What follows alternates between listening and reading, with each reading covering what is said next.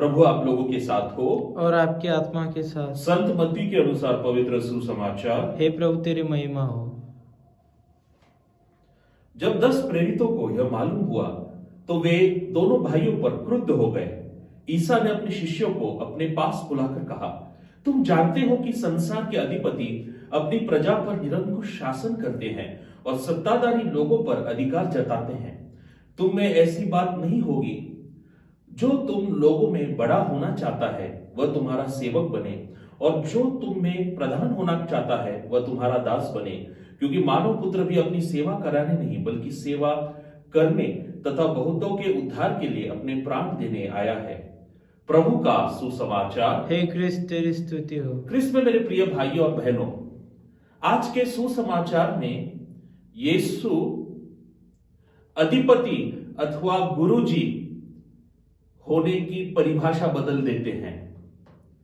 उस समय जो शिष्य थे अथवा जो गुलाम थे वे अपने गुरुजी का पैर धोते थे, पाद प्रक्षालन करते थे। गुलाम भी अपने यजमानों का पाद प्रक्षालन करते थे।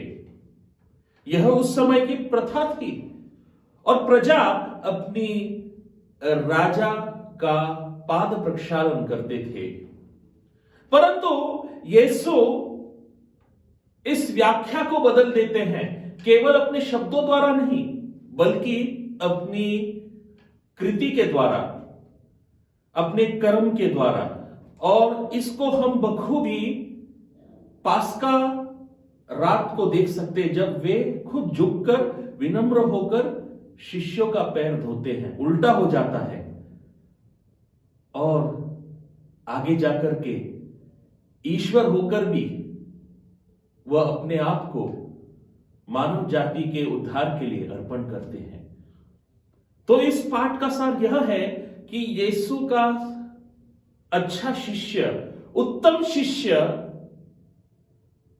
हमेशा सेवक अगुए के रूप में काम करेगा, सेवक नेता के रूप में काम करेगा। और यही चुनौती यीशु हमें दे रहे हैं। क्या हम इस चुनौती को स्वीकार करने के लिए तैयार हैं? इस प्रश्न पर मनन करें। आमीन।